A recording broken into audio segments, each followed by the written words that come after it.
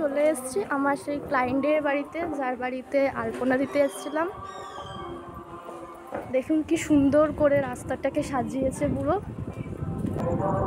বাইরেটা তো সাজানো কিভাবে হয়েছে দেখে নিন, এবার চলুন ভেতরটাও দেখে নিন।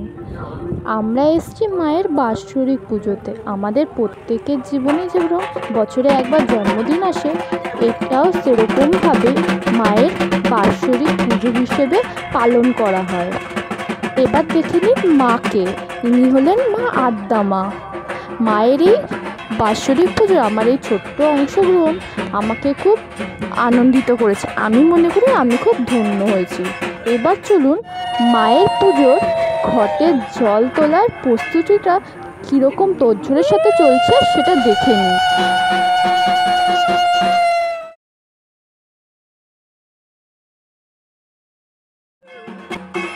এখন আমরা সবাই মিলে যাচ্ছি মায়ের ঘটের জল তুলতে গঙ্গাতে। দেখতেই পাচ্ছ কত লোক।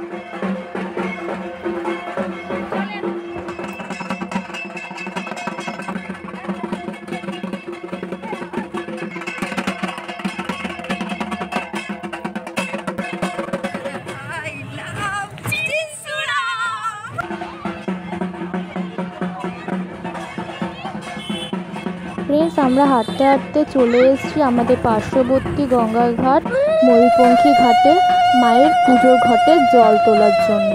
চলো আমার সাথে দেখে নাও তাহলে কী কী নিয়মবিধি মেনে মায়ের পুজোর ঘটের জল তোলা হচ্ছে।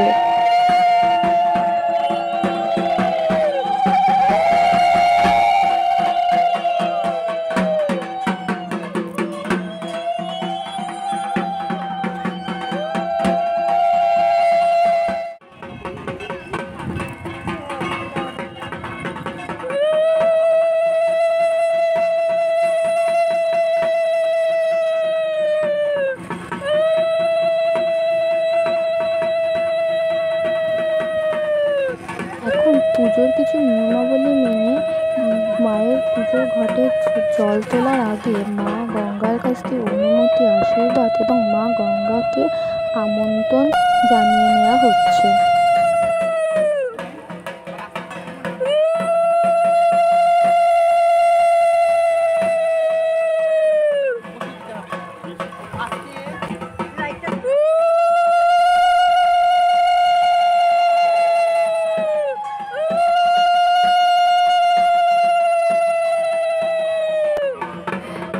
মায়ের ঘটে জল নেওয়ার জন্য গঙ্গার মাঝখানে যাচ্ছে।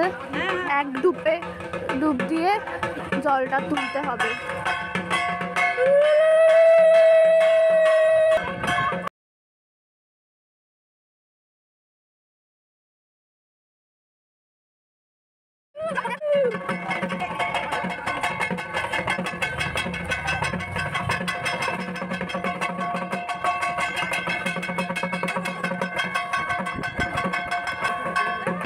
জলে প্রচণ্ড গঙ্গায় জোয়ার, দাঁড়িয়ে থাকতে পারছে না বলে এবার দুজন মিলে ধরছে। কারণ এক ডুব দিয়ে পুরো ঘটের জলটা ভরতে হবে, আর দ্বিতীয়বার ডুব দেওয়া যাবে না।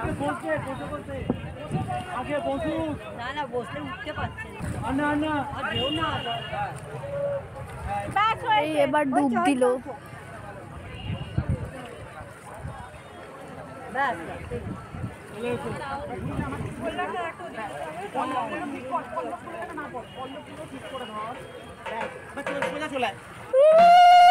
আশা করছি তোমরা সবাই ভিডিওটা স্কিপ না করেই দেখছো।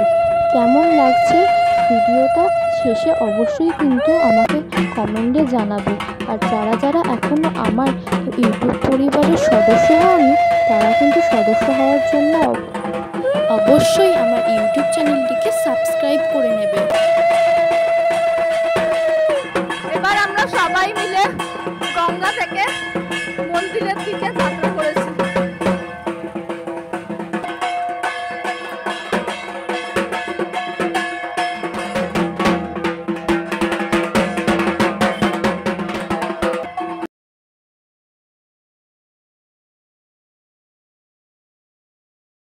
হাঁটতে মায়ের জল নিয়ে প্রায় চলেই এসেছি মায়ের মন্দিরে।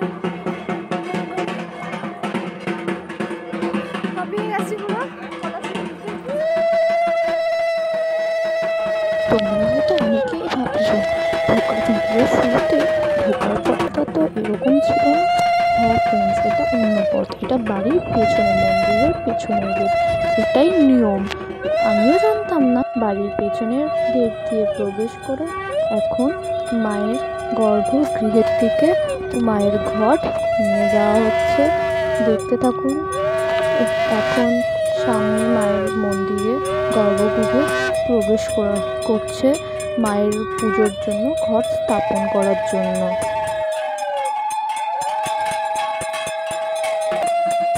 ফ্রেন্ডস, এখন প্রায় 4টে বাজে। এখন মাকে কুমারী রূপে পুজো করা হবে, তাই মাকে গর্ভগৃহে নিয়ে যাওয়া হচ্ছে।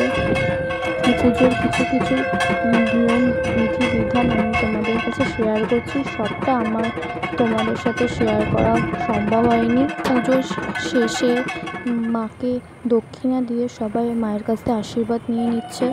এখন মায়ের ভোগ নিয়ে যাওয়া হচ্ছে মায়ের গর্ভগৃহে মাকে নিবেদন করার জন্য।